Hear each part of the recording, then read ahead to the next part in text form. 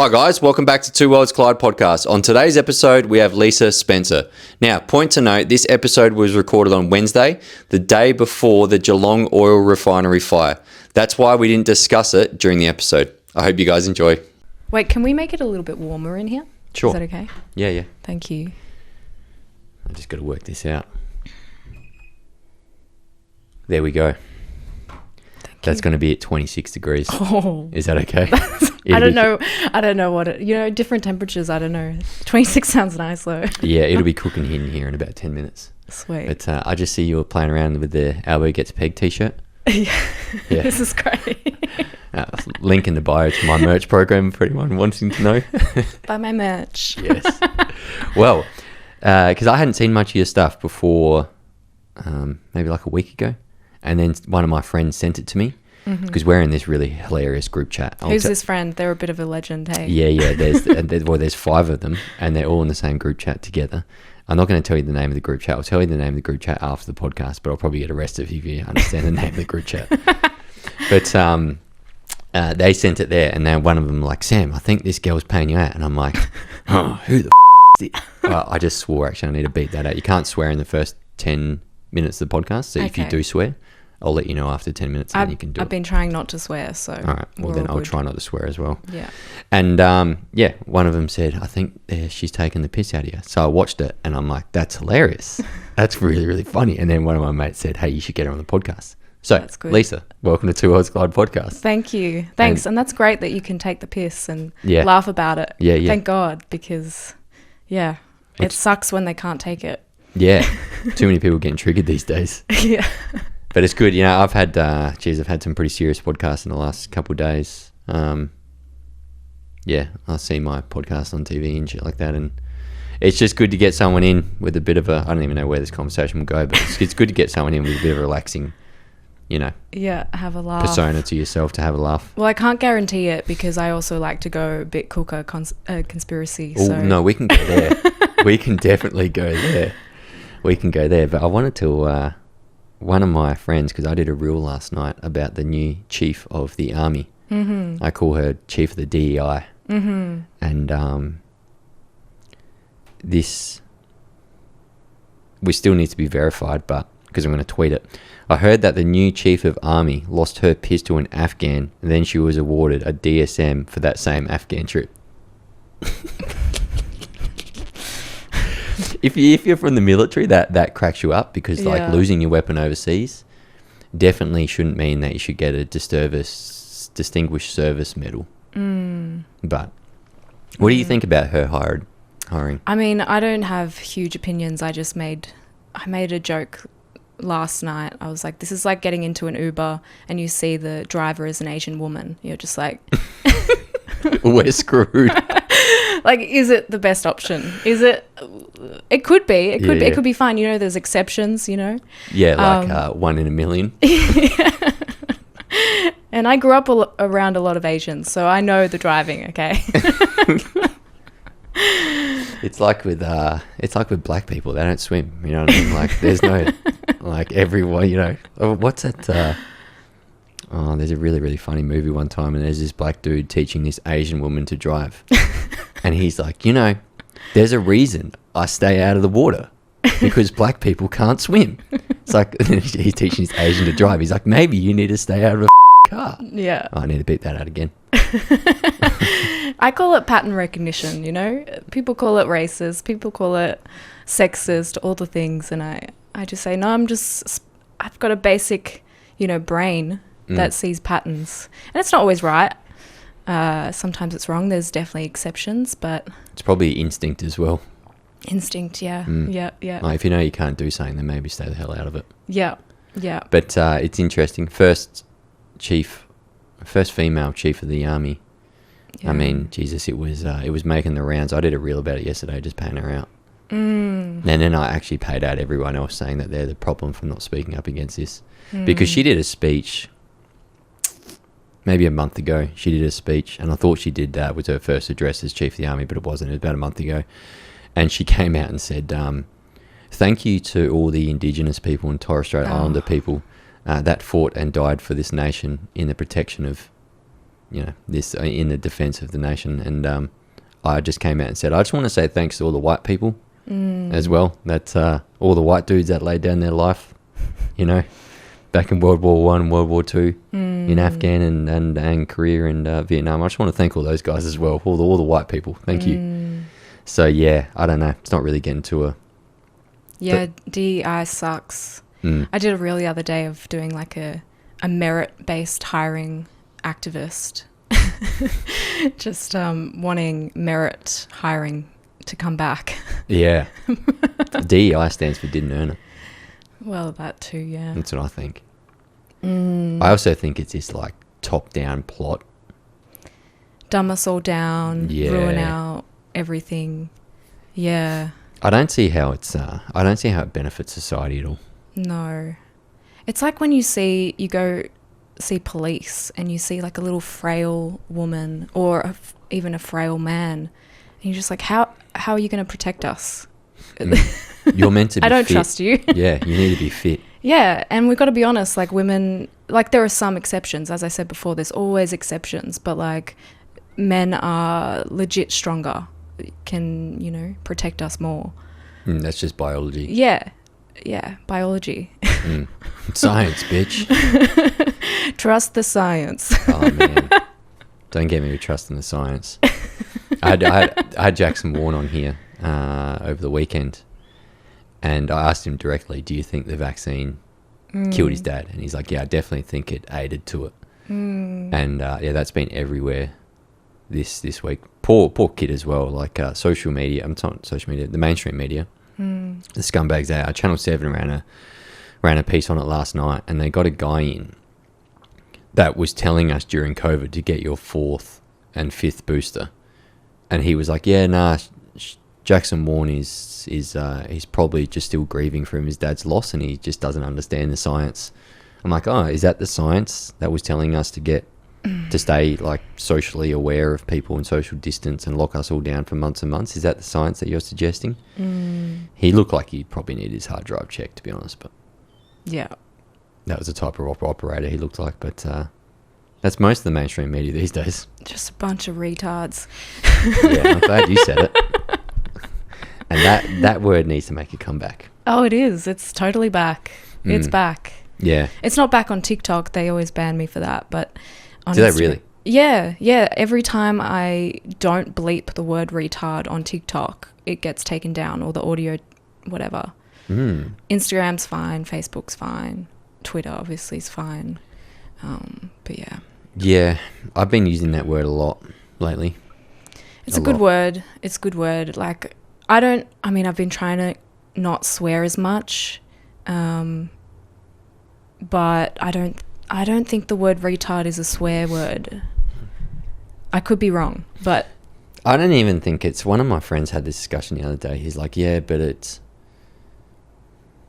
I don't know, he was trying to explain it to me like it's offensive to Down syndrome people. I'm like, you don't say it to them. Yeah, no, that's not what we're calling retards. Yeah, and like, you're not directly saying it to them. Yeah.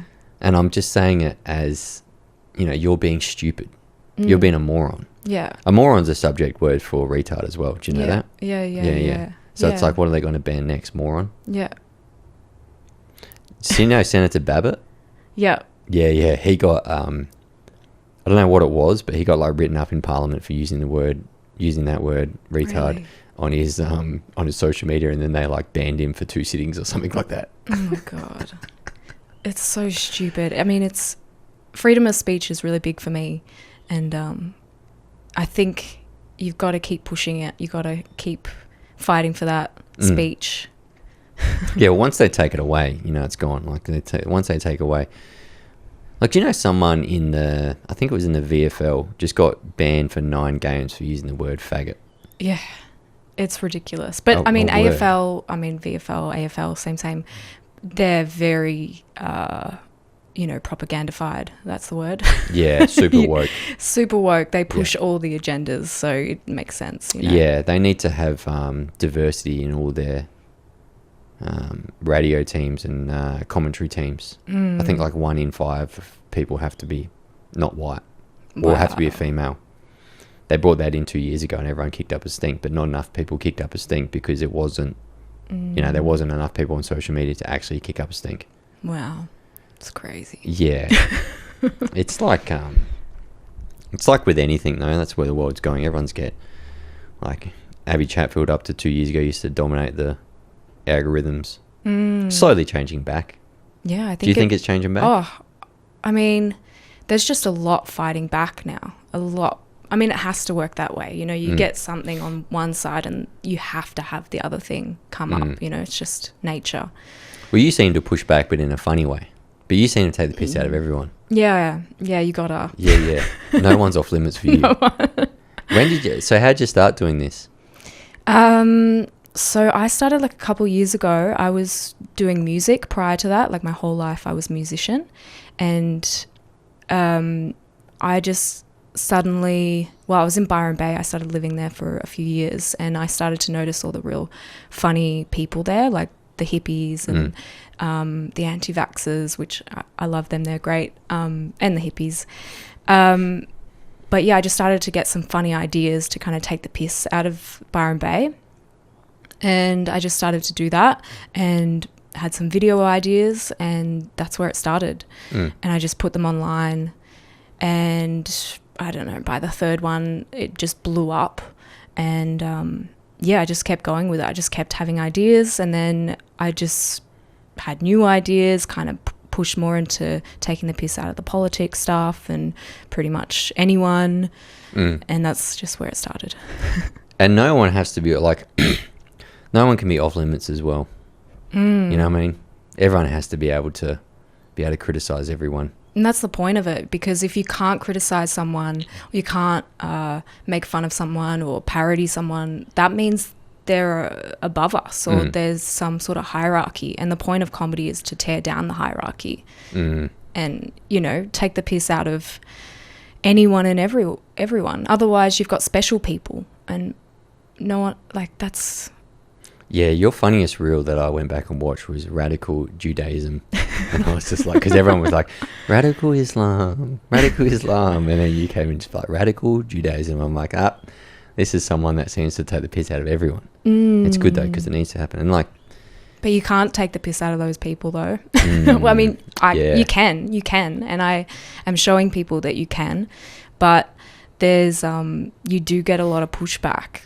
Did you find that you got a lot of pushback when you in that reel in particular? By that one, I'd kind of already started to do that stuff. So anyone that was following me that kind of doesn't like that kind of stuff had kind of dropped off anyway. But yeah, I definitely get pushback when I do that. Rather than if I take the piss out of Muslims, not so much. Well, they're the easy target. Yeah. They're like an algorithm booster. Yeah. And I mean, that's what I was finding when I started doing all this comedy stuff and I started with the, spiritual hippies, Byron Bay types. They became an easy target and I realized maybe I don't want to do the easy targets. Maybe I want to attack the ones that you're not allowed to attack. Because that's funnier because you're saying the things that people are noticing, but they think that they can't, criticize or take the piss out of. Yeah. I'm just glad because, and like even a couple of years ago, people were getting cancelled for saying transgender jokes. But I have a bit of a thing with that because I know you can get cancelled as in people don't book you for shows and, you lose advertising, brand deals, blah, blah, blah. And that's a type of cancellation. But I don't think you can really be cancelled if you don't allow it. Like, there's always alternatives. You can, start your own thing. It's going to be a bit harder maybe, but you start your own thing. You have your own support. You can't be cancelled. There's no way to really shut yourself down. The alternative, I mean, to get really shut down is to maybe go to prison, which is happening to some people. But even then, like that kind of, whatever. Even, I mean, they, Nick Fuentes, the most cancelled man on the internet, they cancelled all his banking, cancelled his PayPal, cancelled his YouTube, Instagram, everything. He was banned. He put a list up the other day of things that he's banned from. And I was like, how do you live? Like, where does your money stream come from? But it's obviously all Rumble. Yeah. But so he went to Rumble, but he's the biggest streamer on Earth, and they cancelled him for everything. Yeah. It's like it almost makes people bigger. It does.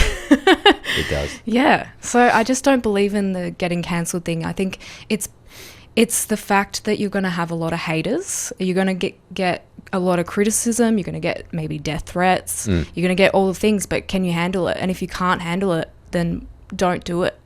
That's the thing. That's what I like to think is, what's the worst case scenario? And it's pretty cool because our brain actually always thinks about worst case scenario, even though it might never happen. Yeah. But it does. And so you think, worst case scenario, can I handle it? And if you can, great, go for it. But most of the time, it won't even happen. The worst case scenario won't happen. But well, I do worst case scenarios every single day. It's like, oh, yeah, you know, Anthony Albanese just said this. The world's going to come crashing down. It's trigger culture, though. Yeah, that's where we're at. We're in a society of trigger culture. Yeah, and people get triggered off reels. I know I've found that. I've tried to maybe not the last week with the Ben Roberts-Smith stuff, because I went pretty hard on that, but I just try to laugh a bit more, you know. Yeah. Because everyone seems to be so angry. Because the world seems to be coming crashing down. I mean, it sort of is. We'll probably be running out of fuel in 2 weeks. And then it'll be like Mad Max. Yeah. Survival of the fittest. It's fine. I think she'll be right. There's that great Aussie attitude. Yeah, I'm too optimistic. That's one of my issues. Well, I think it's good and bad, but I'm pretty hopeful, optimistic. And I think it always works out. I believe in God, and I think God's on our side. Do you believe in him? Yeah. Yeah. So you're a Christian? Yeah. Believe in Jesus? Yeah. Yeah. Yeah. Are you one of the? Are you one of the ones where they believe in the Old Testament? The Judea ones. Yeah. No. Okay, so you're one of the ones that Jesus came and died for our sins, gave us the New Testament, and he's the rule of law. Yeah. Yeah, that's what I've been sort of moving towards lately. I'm really after the truth. I think that's something that I always look for, and I've been looking for it for a long time. And I got caught up in the New Age spiritual, BS for a little while. What's that? What is that? Yeah. You don't know what it is? No. Okay, New Age is like Abby Chatfield type stuff? Oh, I don't know if she's into that, actually. It's a lot of crystals, a lot of tarot cards. Like Spencer off the Hills. I don't know what that is. You don't know that guy? No. He's a crystal dude. Ah, okay. All right. Okay. Yeah. Psychic stuff, believing we're all one. Like the New Age spirituality thing is pretty big. They kind of take bits and bits of different religions and science and woo-woo and witchy stuff, and then they put it all together. Mm-hmm. Anyway, so I got caught up in that, and then I started to kind of really search for truth. I started to see corruption in the world, and then kind of found my way to Jesus through that. Yeah, the Epstein files for me really made me question a lot of things, because I thought to myself, if there's that much evil out there that are doing heaps of evil shit, and it's not even the trafficking of what they were doing with the Epstein files. There's so much more evil stuff that they were doing. Like, even they redacted all the files from 1999 to 2001. There were talks in there about the planning a pandemic. It's like, and the trans thing as well. Yeah, the trans stuff as well. It's like everything that has been bad in the world over the past 20 years seems to come from the Epstein files. And it's like, is this stuff all planned by this one dude, Jeffrey Epstein? So I thought to myself, well, if there's that much evil in the world, there has to be a good. Yeah. And everyone keeps telling me this good is Jesus. And I keep questioning myself, well, maybe he is the good. Don't know. Yeah. I mean, I still question it. I get people in my DMs saying, no, Jesus is real, but religion or Christianity is a psyop created by the government. And, there's stuff like that. And I think, I don't know, for me personally, I just think Jesus has helped me in a lot of ways. And Christian values are good values to live by, and they've helped me, and I think they're really good for raising a family as well. So yeah, if it's a psyop, I'm all in. Seems like a pretty good psyop to me. I mean, it helps you become a better person. It Yeah. helps, you treat people nicely. You have, kids. You have a good husband. All these things. Yeah. Multiple kids as well. Yeah. We need to start having multiple kids. People Yeah. need to start having multiple kids around there. Yeah, and I question that, like, that it's a psyop from the government, because there's a big agenda from the government or, higher up people, whoever's controlling the world, to kind of cut population, depopulation. And so if Christianity was a psyop, I don't know, it kind of goes against depopulation, because a lot of Christians are having a lot of kids. Yeah, they do, don't they? Christians have big families. Yeah. Yeah. I mean, yeah, I definitely think I'm heading towards a big family. I mean, I've just found so much happiness in having a little girl. It's like the best thing ever. Yeah. Yeah. You're obviously wanting to have kids. Yeah, I can't wait. Yeah. Yeah. I now have a boyfriend, which is great, because before it was looking grim. I was like, how am I going to get these kids? Where's the husband? Nice. But, no, yeah. I mean, it's probably one of the best things happened to my life, having a little girl. Like we're saying on the card right here from the airport, there was a whole time in my life where I'm like, I don't want to have kids. I don't want to have kids. You watch people have kids and it's just like they're always like busy and they're like, oh, how was your sleep? Oh, not great. But when you have a kid and it's like, and you're busy because of the kid and you're not sleeping well because of the kid, it's just like, it's so worth it. Yeah. And you crack a little smile out of them after they've been crying for like 3 hours and you're just like, oh, that was worth it. Yeah. Like, just worth it for that little bit of dopamine hit you get from that smile. Yeah. It's the greatest thing ever. I can imagine. And it's crazy though, because not to put a negative spin on it, but there is more incentive to not have kids, to have abortions, than to have kids. Yeah. It's so much harder. Well, it's not, I don't know. It just seems like it's harder. They don't incentivize it to have kids. Yeah, but they incentivize it for you to abort it at 26 weeks. Yeah. And you get like $4 or $5 grand from the government. So there's females out there actually waiting to abort it later to get more money from the government. And people are saying that's not happening, and then why would they do that? It happens. Oh, it definitely happens. It definitely happens. Yeah, you dangle a carrot of money in front of someone's face. They're doing it. And it's sad. I had a abortion, a very pro-life lady in here. Do you know Joanna Howe? Yeah, she's great. Yep, had her in. And some of the, I mean, I was almost in tears. Yeah. She was telling me some of the stories, and I'm just like... She knows a lot. Hey? Yeah. She's very good at that. She's smart as, man. She's cluey, she's smart as. I reckon she'd be awesome in a debate. Yeah. Really quick. Yeah. With all of her stats, her thinking. She thinks on her feet. And some of the stuff she was telling me, I was just like, man, this is the type of stuff like revolutions start from. Like how are we doing this to kids? And that's the biggest genocide. It is. It is. It is. So, like, everyone talks about the amount of people that we import every year. If we stopped aborting babies, we wouldn't need to import people. One of the biggest things, though, is we wouldn't be having so many abortions if we treated sex like a proper thing. That if you have sex with someone, you could have babies. Do you want to have babies with this person? No, you don't. Okay, you don't have sex then. But we treat sex like, willy-nilly. It was the whole feminist movement, sexual liberation BS that's kind of made more people get pregnant and therefore regret their decisions and, go with abortion. What do you think about the feminist movement? Even, like, I always like talking to females about this because I think I'm a little bit underqualified to.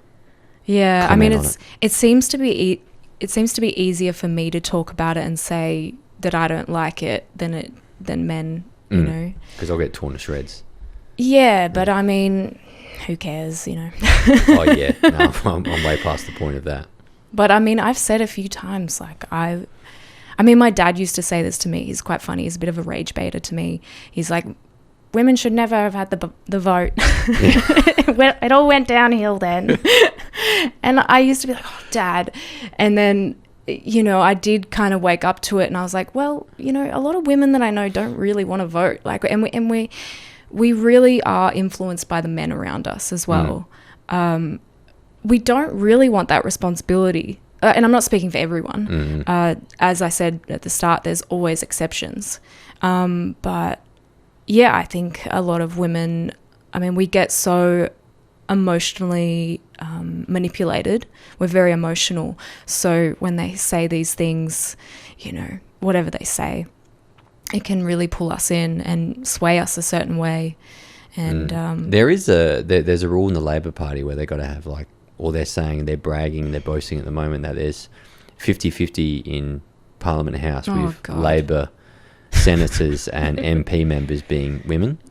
And the fallout of that is there's a 21-year-old senator from Adelaide, I think her name's Charlotte or something, and she just does TikToks. She gets spent, you know, $225,000 a year doing this rage bait TikToks for the right side of politics. Everyone's like, grr, what's she doing? Like, that's our taxpayer funded money going to TikToks. Yeah. And I mean, that's probably the fallout of like ensuring you have 50-50 in Parliament House. And it's so stupid. Like, that's like DEI stuff. It's like, well, hang on, maybe we should just go back to merit based stuff. If there's a good male candidate and that 21-year-old senator beats him because she's a female, it's like, well, then that's not the best thing for the country, is it? You know what I mean? Yep.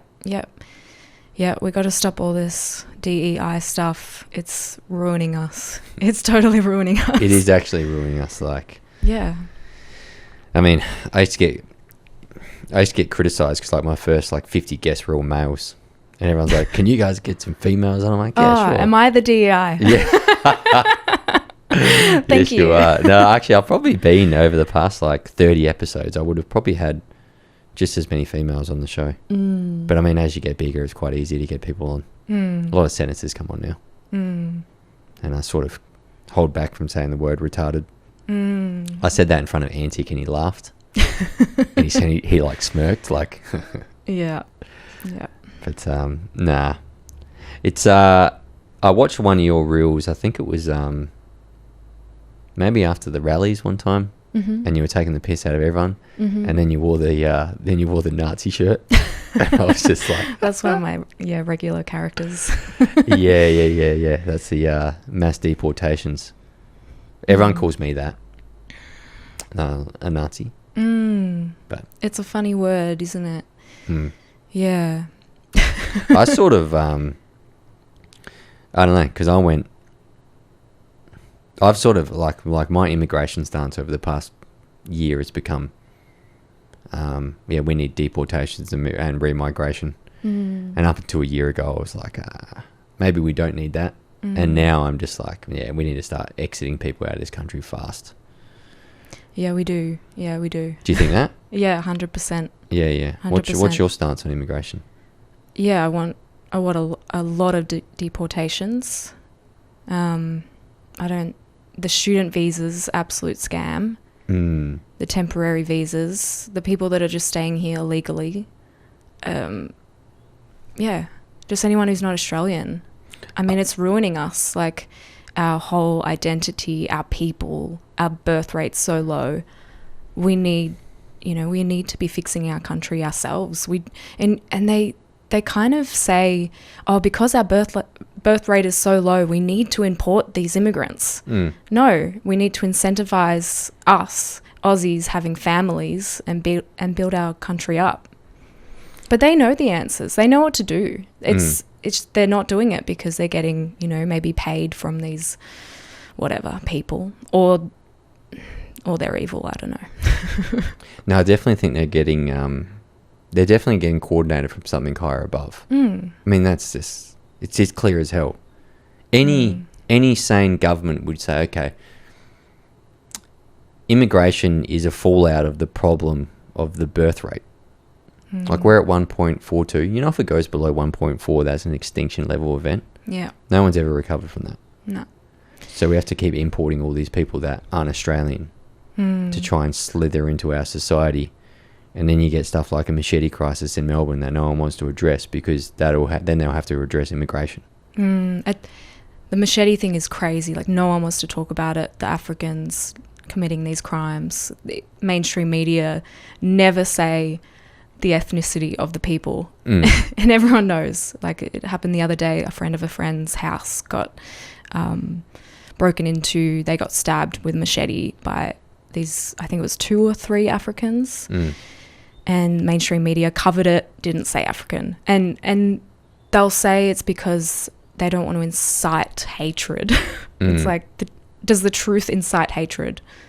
I normally just say black people now. Like, I'm like, I don't even refer to Africans. I'm like, there are black people running around with machetes. I say it on a reel all the time. I'm just like, I'm just so over people tiptoeing around this bullshit. And this is the problem. Like, you understand, like, mainstream media, they just won't address this stuff. And then you get all the airheads out there that are just listen to the mainstream media and they're like, oh no, everything's fine.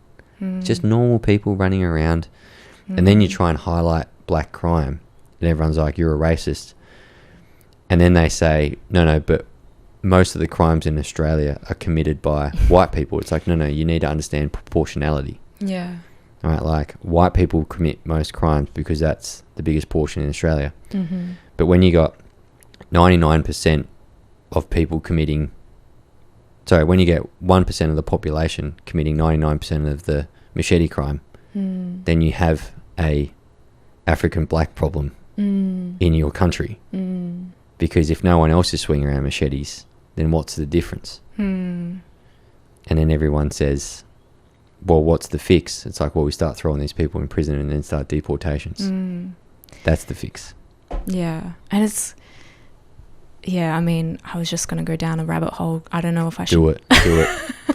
I'm like, we've got some issues with Africans. We also have many other issues, many other issues. You know, an entire group, you know, Jewish people getting laws made just for them, for being, you know, a very small minority, getting hate speech laws made for them. When, you know, we had the laws in place for this kind of stuff already. I don't know why we need more laws.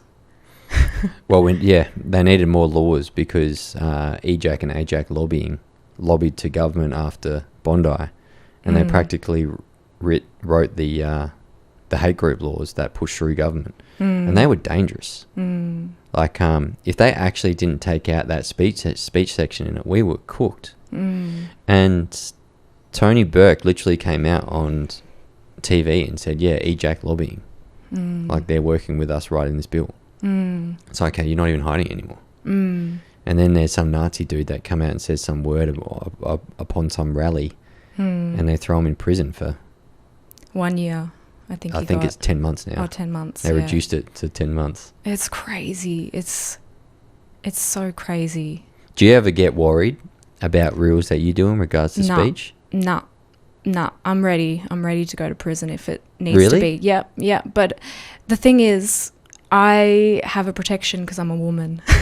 Yeah. And this might be a bit prideful, but I've seen it. I've really seen what I can get away with versus what a white male can get yeah. Straight white male. Straight white male. He does it so well. He does. Elliot Loney. Yeah, he's brilliant. Yeah. No, but well, not really though. I mean, that girl. Did you see that girl up in Brisbane? She wore the From the River to the Sea t-shirt. Yeah. But that's a whole thing. I mean, they really went down on that, the river to the sea thing.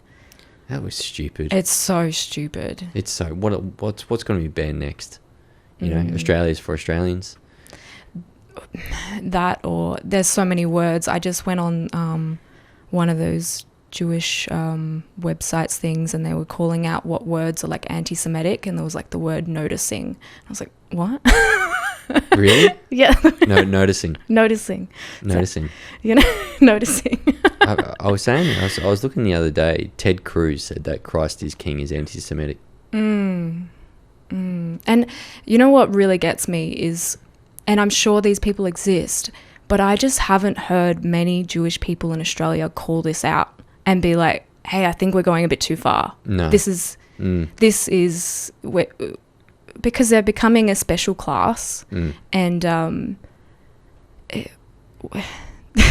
don't even know what to say there, because I've just heard no one really. I don't know whether I've got blinders on, but I haven't heard any Jewish person in Australia say this is not okay. We're going too far. Freedom of speech is important, and yeah. Because you know that like for example, let's play a little game. Don't think about the color red. What do you think about? Ooh, the color red. Yeah. So it's like, don't talk about this person. Yeah. What's everyone going to talk about? Yeah.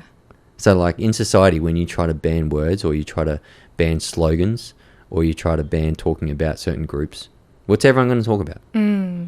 Like a bit. The government seems like a bunch of dipshits, don't they? Oh, it's all planned. Yeah. And then you just see the hypocrisy and the specialness of it, because someone can get 10 months, in prison, or, whatever. A lot of them have gotten prison time. And then someone can burn the Australian flag and get nothing, or say, oh, I wish there was a white genocide thing, like that was kind of going around on the internet. Nothing. They get nothing. So yeah, there's double standards, and when people start noticing those double standards, what do? They get angry, and they go, why are these people special? Like that's actually going to create more hatred. And yeah. Well, it's happening everywhere, even with it's definitely happening with the Jewish stuff, but that's all started with Israel starting, Gaza, all that stuff. Yeah. No one would have started talking. I mean, I didn't even know anything about the whole situation. Yeah, neither. Over in Israel or Gaza before any of that stuff started to happen. And now, like, you look everywhere and everyone's talking about it. But I guess the same thing with like Islamophobia.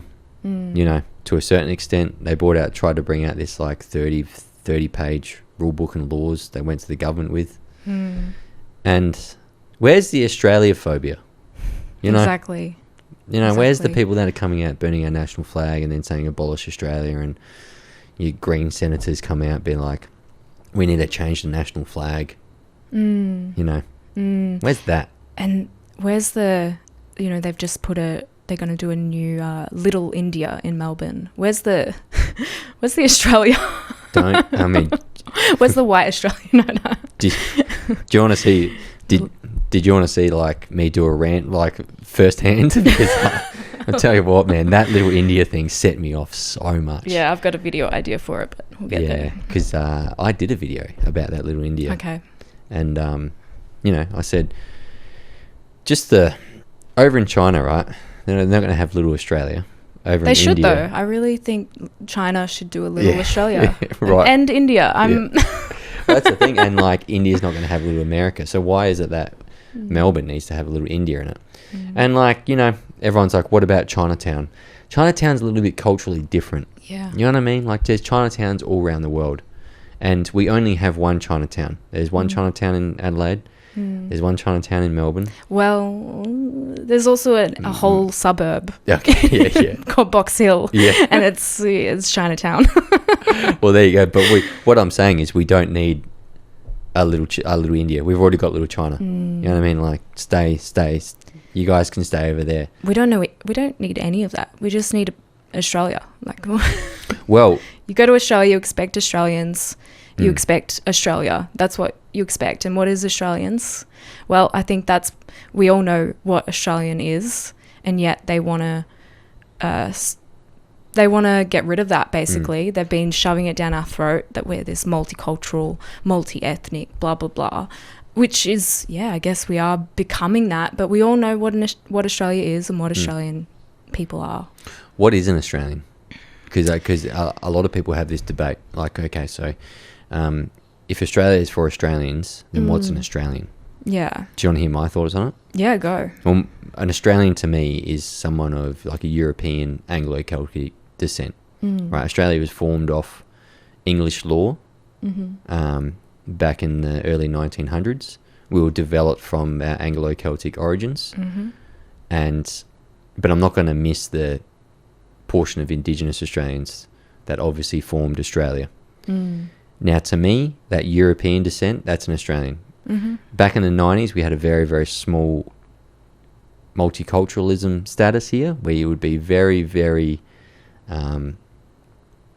spread out throughout Australia, of like, there might be an Indian person here, or Chinese or Vietnamese, and everyone goes, oh, what about the Italians and the Greeks? Well, no, they're European descent, right? So I claim them to be like that European Anglo-Celtic descent. But even they will call themselves, like, just say they're Greek Australian, Italian Australian. So what's that? Like, I'm not saying I'm something Australian. I'm just saying I'm Australian. Yeah. I think a lot of those people need to change their terminology to you're an Australian. But everything now... But there is a bit of a distinction. Like, there is. Like, you can tell, like, the Anglo-Celtics, you know, are very different to the Greeks and Italians that came here. So there is... But we are all Australian. Yeah. And I look... because a lot of people are very, very hell-bent on the Anglo-Celtic. That's what an Australian is. I sort of expand a bit to a European descent, because, you know, we come from the Europeans. We come from, like, the Roman age. Do you know what I mean? Like, that's the sort of... philosophy and law that we built off that, like, first democracy in the Roman Empire. I know it sort of fell apart, but then we went off English law after that. So I sort of claim everything to be European descent, which leads you to the next question of, like, okay, so, like, these Indians coming into the country at the moment, they're not Australian. That's why I keep saying to people, I'm like, we need deportations of people that aren't Australian. They're like, well, what's an Australian? I'm like, well, anyone that's come in over the past decade, like, has just flooded us with mass immigration that needs to be stopped. I mean, I don't really claim them to be Australian, but by law, I guess an Australian is an Australian citizen if you hold a citizenship. Nah, throw that out. What about for people that are born here? Well, they have birthright here. Well, it gets tricky because I was speaking about this the other day, like, these, you know, let's say the Africans committing crimes, a lot of them are youth, and a lot of them are born here. But are they Australian? No. Even though you were born here, it's like that thing where something was born in a horse stable. Are they still a horse? You know? No. We Yeah, we know what Australian is, and unfortunately, they're kind of incentivizing these people not to even, you know, integrate. Like, they can speak their own language. They've got their own schools. They've got their own cultural centers, their own little India, little, you know, whatever. So there's no incentivizing them to actually integrate and become Australian, especially because what happens is that we tend to just naturally, like, nature-wise, we tend to gravitate towards people that we are like and we are similar to. So you get these groups of, like, you know, in certain suburbs and whatever, being from the same ethnic group. It's very natural, and I don't blame them. But that's just going to happen more and more. The more we bring in, they're going to take over more and more suburbs, and then they're going to go, oh, let's put in our own shops. Oh, let's just start putting signs in our own language, because that's what's happening. Like, you go to Melbourne, you go to some certain suburbs, and there's just Chinese around. You're like, where am I? Yeah, definitely not in Australia. Yeah, it's but you're in, like, the smaller suburb of Melbourne. Yeah. Yeah, I hate it. I mean, Melbourne is like the woke capital of the world. Yeah. It's like the California, but worse. It sucks though, because I love Melbourne. I grew up there. There's so many areas that I love. I love Victoria, and it's just been ruined. Jacinta Allen, Daniel Andrews, been ruined by our government. I don't even know how they got in. Like, I don't know how Dan Andrews got re-elected. I don't know after COVID. I don't know how he got re-elected. I don't know who was in opposition. Well, I think our voting system is a bit whack, because you know, you get people voting for the Greens, and all their votes are going to Labor because of that preferential. The preference. Yeah. So and it's going to be the same again, I guess, if people vote One Nation, all their votes are going to go to Liberal. That's... Yeah, because, well, the thing is with One Nation, you can... Oh, well, I mean, I don't really know too much about the voting system, but you can preference your own. So, I mean, if you preference... What everyone tells you to do is, like, if you sit on the far or the right of politics, it's like you do the Libertarians, One Nation, maybe, or like you start with like Gerard Rennick, People First Party, Libertarians, One Nation. And Gerard Rennick's great. He's a legend. I've had him on the podcast twice. Yeah, he's great. Yeah, and then you go to Liberal, so like they get the preference sort of last, and then you go Labor, and then the Greens. But it's like, imagine explaining that to an 18-year-old. You know what I mean? I mean, I think they're starting to get it though. The young generation. Do you think they're starting to click? They're switched on. They're starting to click. Especially the men. Yep. My target audience is from 18 to 35-year-old males. Interesting. The amount of young men that pull me up over everyone else. Probably about this time, maybe around June, July last year, it used to be like a bit of a boomer audience that pulled me up. Now it's just young males. Interesting. Young males are pulling me up everywhere. And those are the leaders, which is, that's our future. That's our future. Like, the men are leading the way and the women will follow. I think I've said this a few times, that, they keep pointing out the division amongst these Gen Z people, like these younger people, that the men are really on the right, the women are really on the left. But I think if the men just hold it out and just lead the way, the women will follow. Well, strong males have always led a strong society, right? And I'm just hoping that over the next decade that trend continues to happen, because young males need to stand up within the society and not get like psyopted by the current movements that's happening. Yeah, and there's a lot. There are a lot. There's a lot of like, I mean, you turn on TV, you watch like kids network shows, right? I was watching like a Disney show the other day where I put it on just for my daughter. She doesn't watch TV, but I just something in the background, and it was talking like they were saying some gibberish about non-binary stuff, and I'm like, God. What the? I'm turning this back to Lion King. It's like, you can watch our Disney. You remember our Disney? Yeah. So like, she can watch our Disney, but the new Disney, I mean, it's just indoctrinating kids to be like, you can be 52 genders. Male is like a strong male is a danger to society. I think this is all like planned and coordinated, but the more these kids start to turn away from that, and the more they listen to people like me, I don't know, I just think there's a change coming. I think there's a swing back. Yeah. What do you think? Yeah, I totally agree. I think, and I kind of mentioned there, I think there is a major psyop to separate the men and women, especially to make them hate each other. And I think it's really targeting the younger generation. I think that might be one that needs to be worked on. And what do you think, what do you mean by like like obviously there's a psyop. So you think there's like a government, something's controlling the government to push them down to be like, hey, younger generation, maybe don't have kids, maybe push away from kids. Depopulation, I think it's a real massive agenda. I see it as an anti-human agenda. And in Western nations?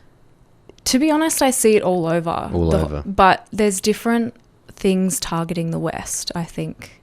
So like what? Let's get into this.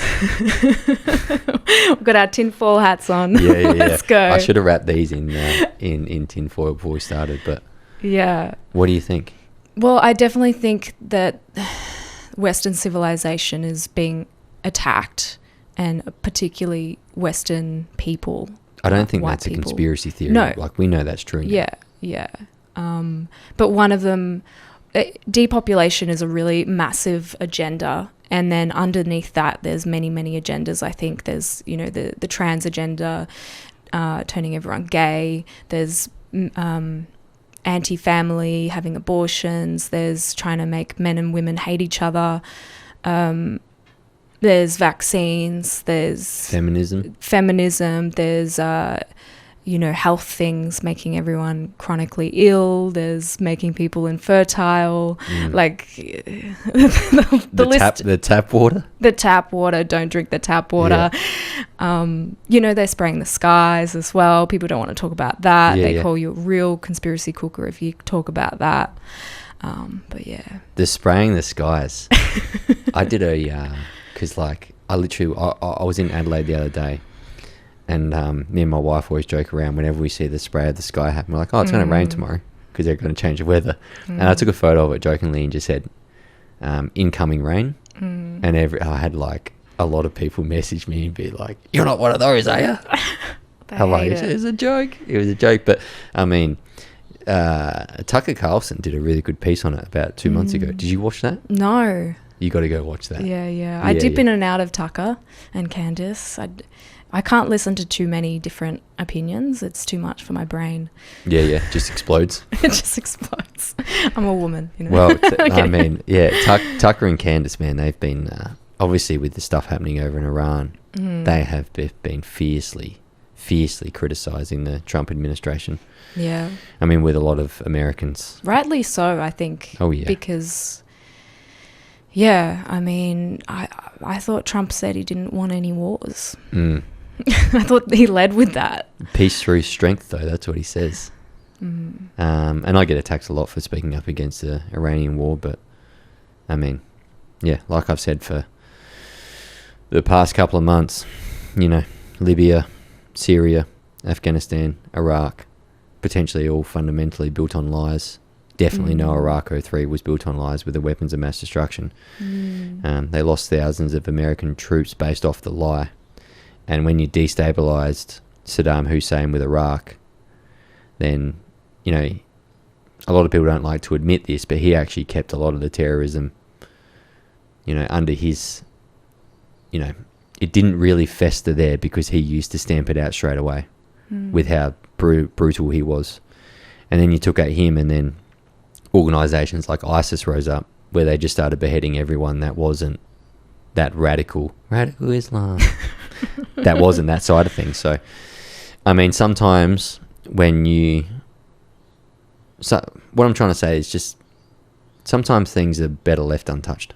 Do you know what I mean? And maybe they wouldn't hate the West so much if we didn't bomb the shit out of them for the past 2 decades. Yeah. Maybe. But why are we bombing them so much? Is it... I get real deep with this stuff, and, you could really look at the reasons, the gas and blah, blah, blah, the money. The oil, the petrol dollar. The blah, blah, blah. But then you go deeper and you're like, but why?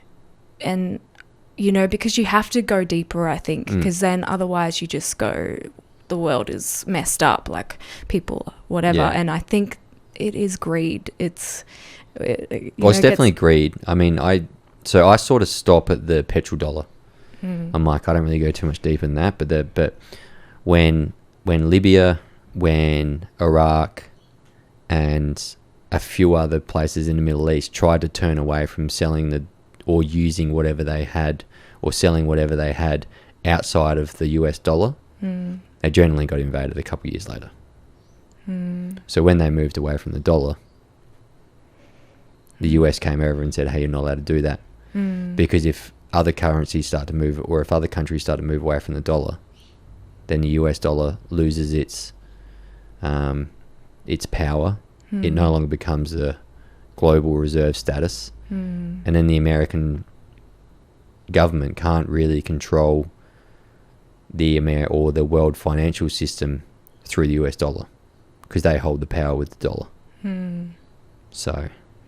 money, greed. What are those things in the Bible? Well, what does it go back to? What you said before, greed. Yeah, greed. But America wants to control the power. Yeah, the power, control, influence. That's why a lot of people do the things that they do, and I think that's why I came to Jesus, because I was like so overwhelmed with the level of corruption that I was seeing, and yeah.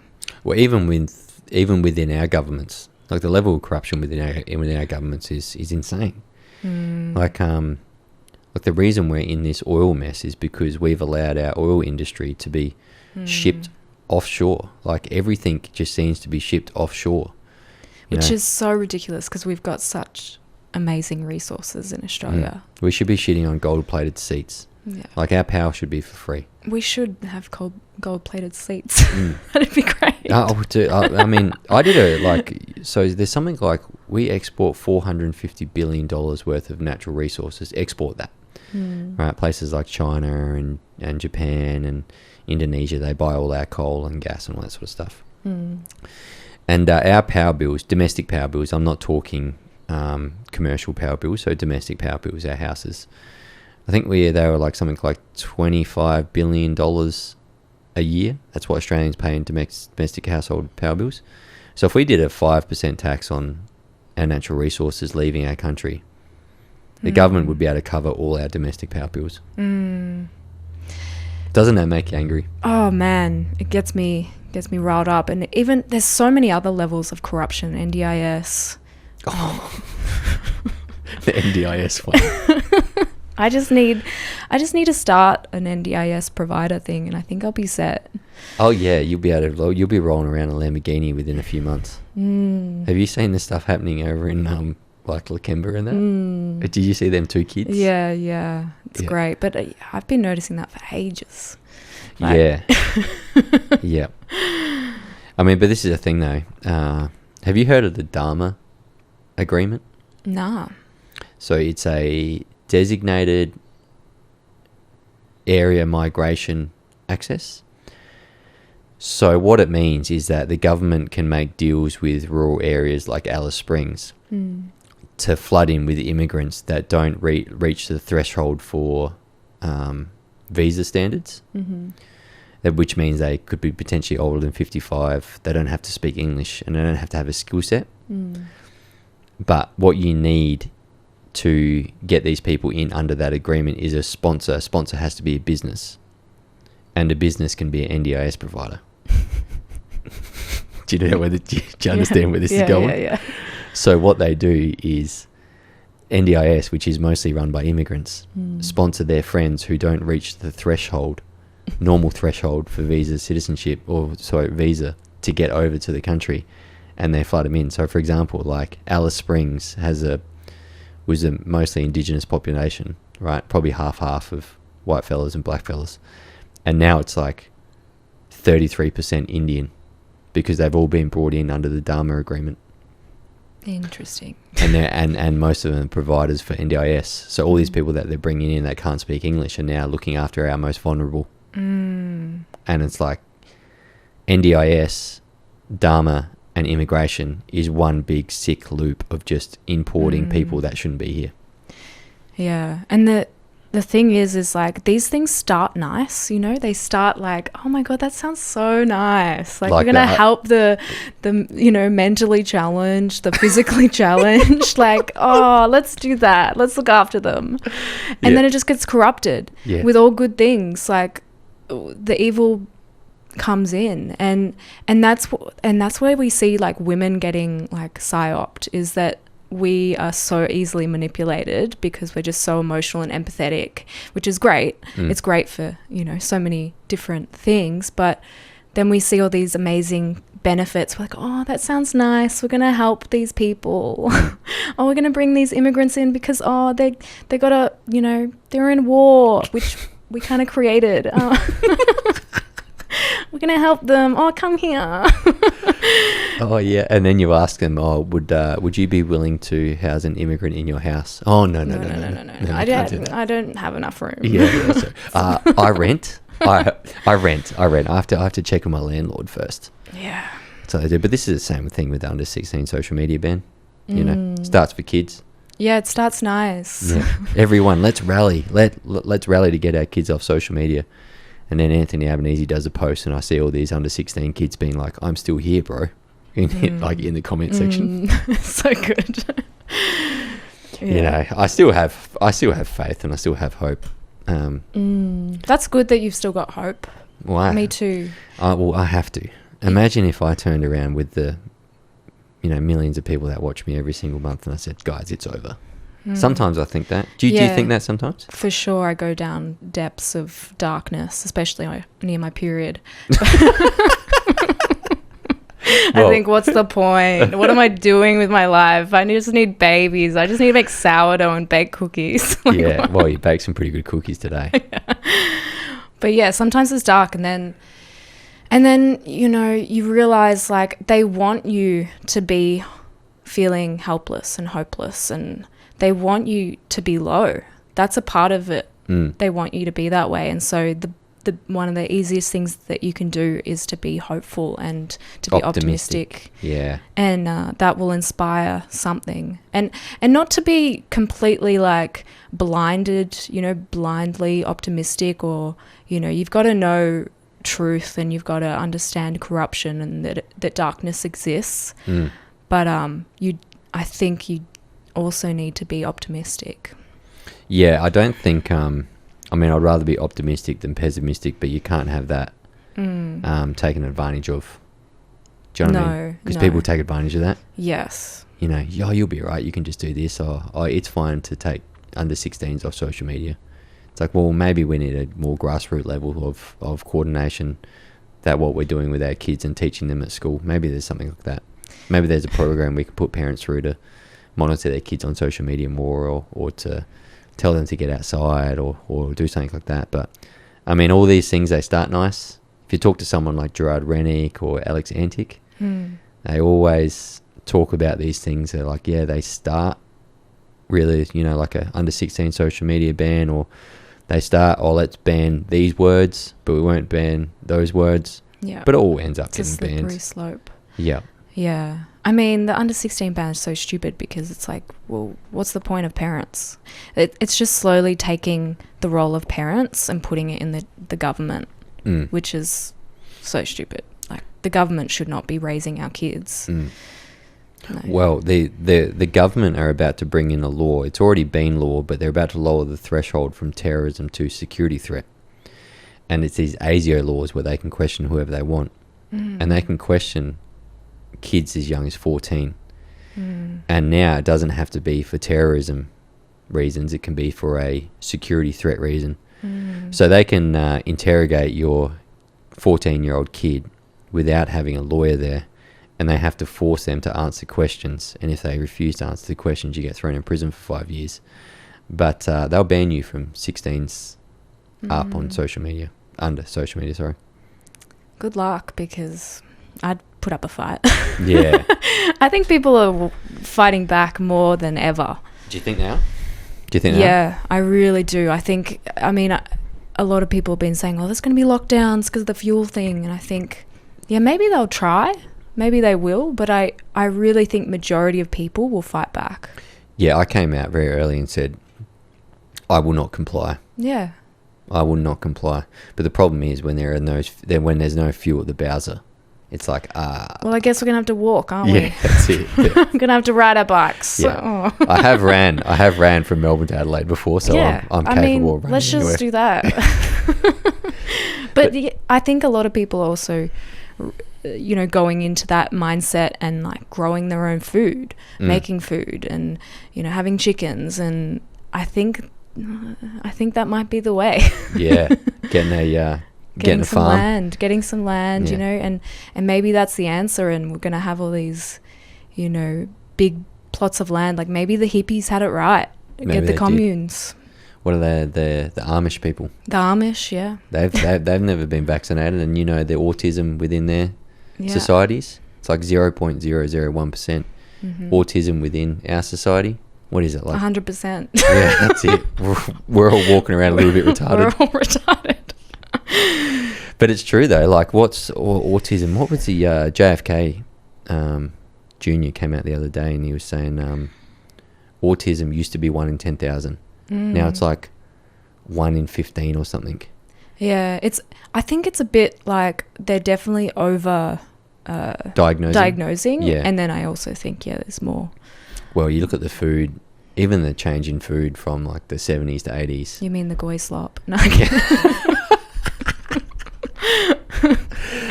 Oh, you're a good little goy.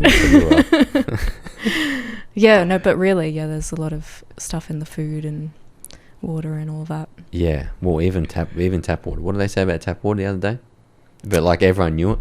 Yeah, I mean, it's just got a lot of chlorine and the thing. What's it called? Well, this is filtered, by the way. Yeah.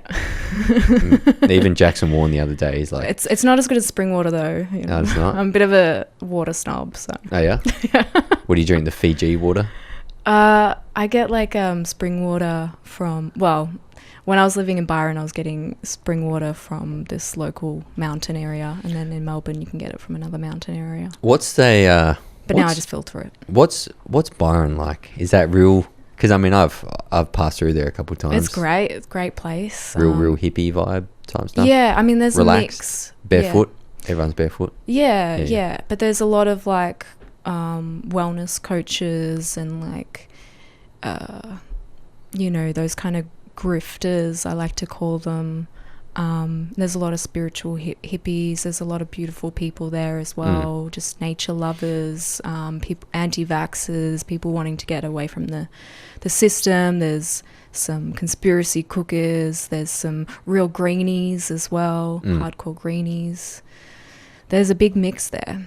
It's a great place, but yeah, it's one of those places that unfortunately doesn't have a lot of housing. Very, you know, it's like Queensland, you know, everyone wants to move there because all the other places are ruined. Doesn't who's Thor? What's Thor's the Hemsworth? Yeah. Doesn't he live up there? Yeah. Don't have a massive house up there somewhere. Yeah. I think his brothers follow me. Oh, that's cool. Yeah. I think the oldest one. Maybe. I don't know what their names are. Yeah, he's got a couple of them. I remember seeing if someone followed me, Hemsworth, the other day, and I clicked on him. That's so cool. Yeah. There's those little ego boosts that you get every now and again on content, making content. Yeah, you're looking at like, oh, this person's following me. And yeah. Do you ever get things like that? Like where you like have a moment where you're like, whoa, like I used to love this person, or I used to look up to this person, now they're following me. Or, yeah. That's cool. Yeah, he actually made one of my first viral videos go even more viral. He really? reposted it. Yeah, he's cool. He's I just messaged him the other day and I said, mate, when you're in Australia next, let me know and we'll organise a podcast. He goes, yeah, sure. I'm like, cool. Oh my God, he replied. That's so cool. But just other people. I don't really want to mention. I probably shouldn't have mentioned his name, but name dropping. Yeah. But no, just there are heaps of them. There are like a lot of famous people, and they'll message me and just be like, "Hey, love your work." Obviously, I can't come out and openly support it, but there's a lot of people out there. Why can't they openly support it? It sucks, doesn't it? It's so weird. I was at the footy because Adelaide had that gather round. Over the weekend, and I was just sitting there and we just ran into a whole bunch of commentators, and they, like, I didn't really know who they were, but they sort of pulled me up. They're like, "You're Sam, mate." And I'm like, yeah, and they, mate, love your stuff, your stuff. You know, you're saying what we all can't. And I was thinking in my head, I'm like, that's the problem. Bunch of pussies. That's the problem. Like, you know, that is the problem. Like I said that on the reel yesterday, where I was talking about the hiring of the chief DEI. Like the problem is that no one wants to call her out for just saying thank you to all the Indigenous people who fought for this country. But the problem is that everyone just sits there and claps and goes, yay, first female chief of the military. And it's like, well, she also lost her weapon over on deployment and she got a medal for it. But no one wants to call this out, and it's just like everyone's that. But the problem is everyone, because if they do call it out, they'll probably get sacked for their jobs. Do you know what I mean? Yeah. And at the end of the day, like, what's everyone controlled by? Money, greed, like you said before. And I just think to myself, well, yeah, a lot of people come out and say, oh, it's so good you're speaking up. But it's like, you can do that as well. Like, you can speak up as well. Yeah, I think it's a tricky one, because I think this could be a bit woo-woo, but we all have what we're meant to be doing, I think, and some people, I think, are probably meant to speak up more, and that's a part of what they're meant to be doing. But some people, I think, are meant to be doing things in other ways, like whatever feels right. I think there's something for everyone. I don't think we need to be creating change just by speaking up. I think there are other ways, you know, like making people laugh, or you're good at that. Thank you. Yeah. But no, one of the guys did invite me on his podcast. Oh, cool. And I was like, I mean, okay, like if like I'll come on, but you're not allowed to edit it out. You're not allowed to edit any parts out. But I'll come on, and I'll just like unleash, say a whole bunch of shit and see what they can tolerate. I think it would be like, I don't know. I get invited onto a lot of podcasts, but I only really go onto podcasts if someone's a big name and if they're in the media. Like with Carl Stefanovic. I went on his podcast and I told him that the mainstream media sucks. And he left it in. Okay, that's good. That's good. But I think he's trying to transition out of mainstream media. Yeah, I mean, I think they all are, because this could be a bit, but there's more profit out of mainstream. They realise it's a dying media. Do you think that? Yep. Do you think it's actually dying? Yeah. Yeah. Yeah, for sure. It's interesting though, because, and this might be a little dig at you, but... All right, here we go. But like, yeah, social media personalities, content creators, and, you know, I'm guilty of it. We're taking mainstream media news coverage and then platforming it. And we're basically becoming the mainstream media. And, you know, is that a good thing? Where's the proper journalism? Could we be better? Yeah. I've definitely thought lately as well that me clipping up bits of Channel 7 or Channel 9, stop doing that because I'm only just airing their platforms. And what I thought lately is I just, what I try and do is I say, I just heard on this. I just heard Anthony Albanese say this, and then I give my thoughts on it. Yeah. So I try to move away from that. But I try and use news sources, like Oz First The Agenda, people like that clip stuff up. But even then, he's clipping up stuff from Sky News. Yeah. But that's what I mean. It's I see the dilemma, because we're kind of in this online space, and it is a lot harder to do the investigative journalism. It's a lot easier to just see something on your phone that's come up and you're like, oh, well, this big thing's happened, and we all get shared it, and then, you know, you share it or someone else shares it, and it pushes even further and it gets, you know, more attention, and that's great. So I don't know what the alternative is. Well, doing stuff like this. Possibly. You know? Yeah. And the benefit of doing stuff like this is it's like it cost me like $3,000 to set up this.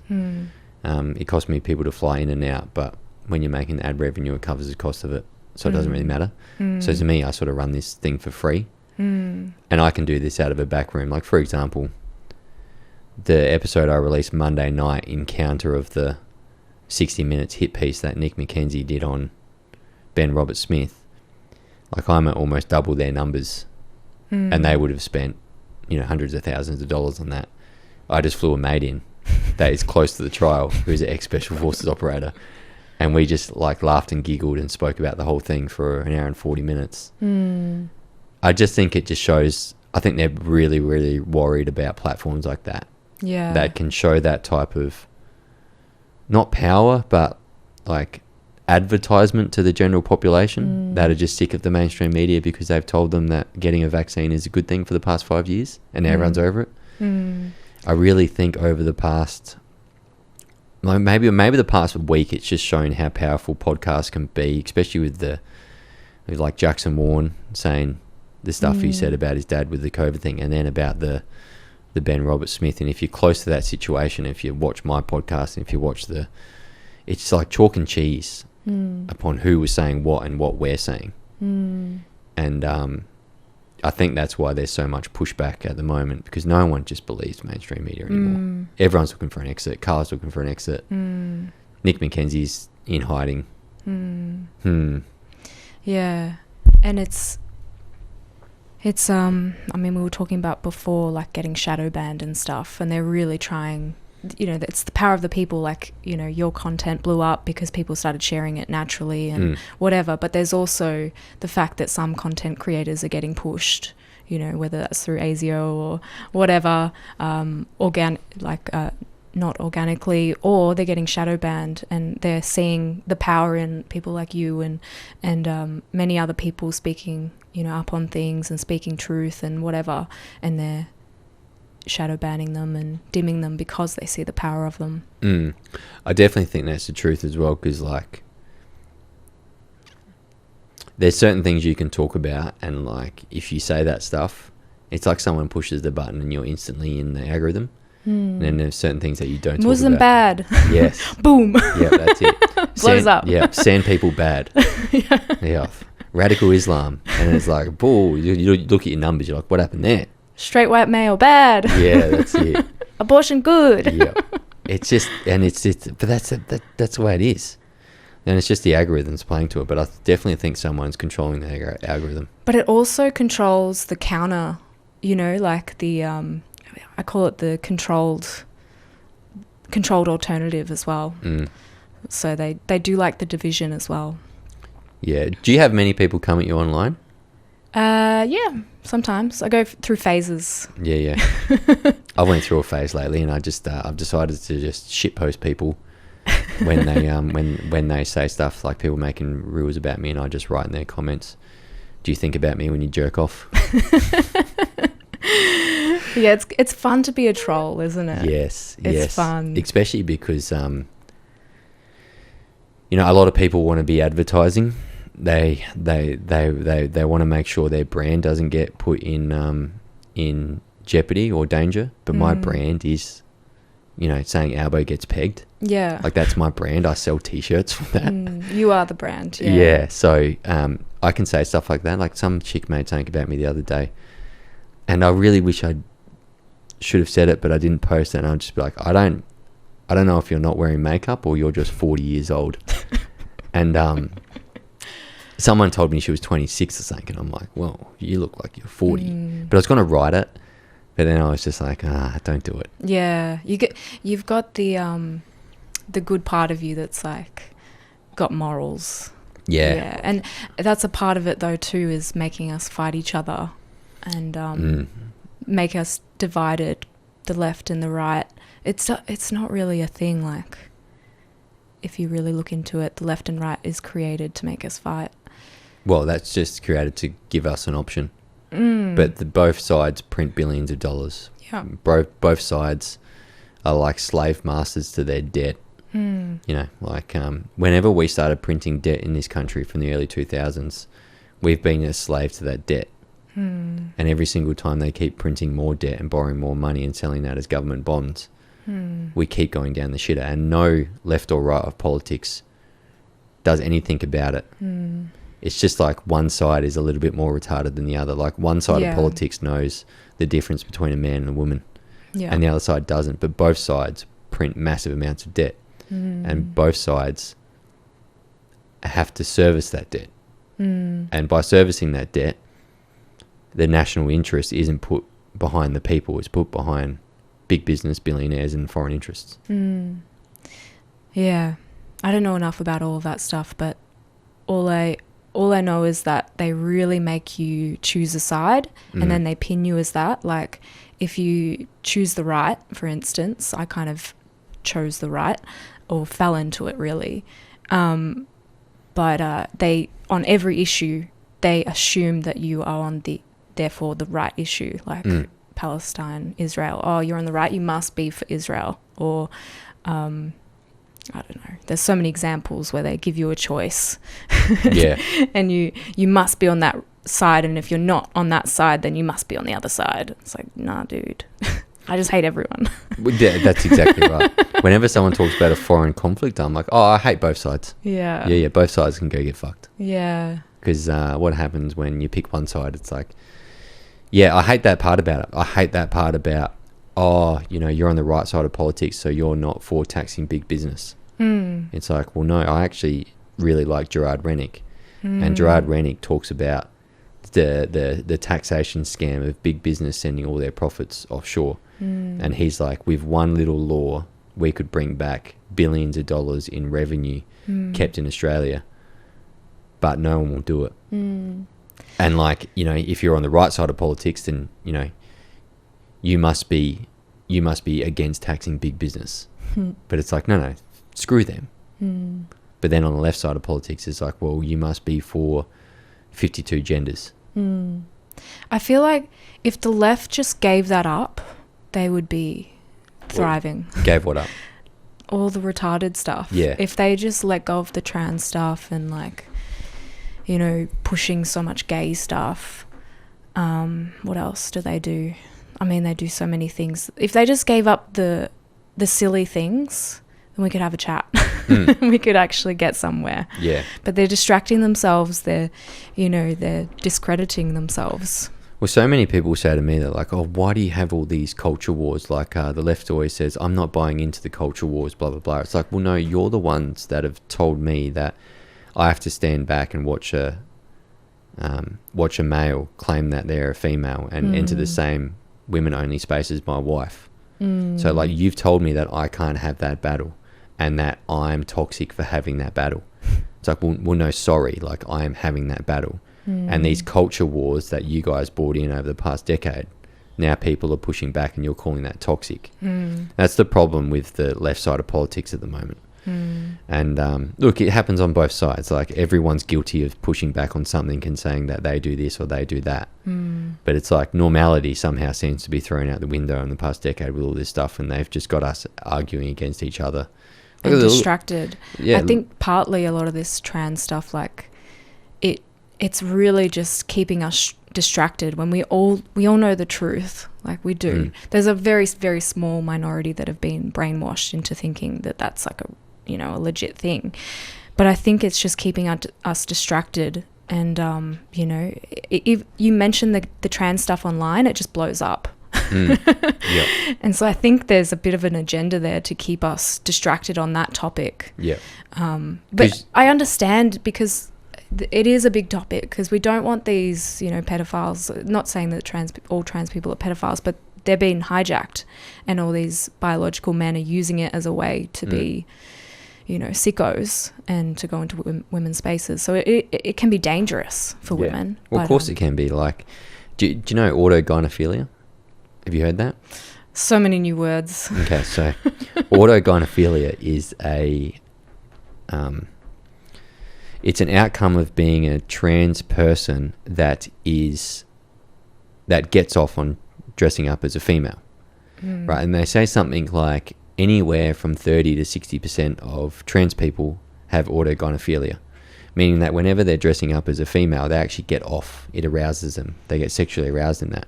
So I say to myself, well, no way in hell would I ever allow my wife to be in the same toilet facility as a transgender person, given the stats. Like, there's 30% of chance that person is walking in there and that man is walking in there aroused. And then people tell me, like, you're transphobia for pushing back against that. It's like, well, maybe go fuck yourself. Yeah. That's what I think. Yeah. Yeah. And I'm like... Well, and that's the thing, is the trans people somehow get a victim card. Oh yeah, it's no longer the women, actually. They say women have the victim card, but I think it's the trans is above that, and then there's other levels. Oh, it goes higher. It goes higher. You get like gold standard, silver standard, bronze standard. Some people got platinum. Yeah. Double platinum. I mean, it's like you can just walk in sometimes and it's like, yeah, who are you? I'm this person. Okay, yeah, you're the double platinum victim card holder. That can literally say and do whatever they want. But I guess there's a pushback. Who knows? Definitely. Or there's going to be a revolution in like a decade. And the pendulum's going to come swinging down a lot of these fuck bags, and I'm going to be sitting back and laughing. Hopefully I'm not one of them. Hopefully the revolution doesn't go on the other way. Then we're all screwed. Yeah. But I think, what are we at? Hour and 23 minutes. We might wrap up there.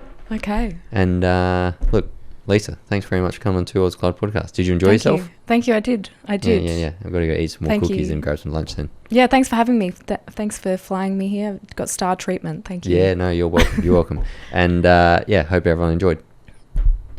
Thanks for listening to Two Odds Collide podcast. If you guys enjoyed the episode, or you just enjoy what I do in general, then you can head to my website. Link is in the description, where you can buy some merch or jump on my Patreon program.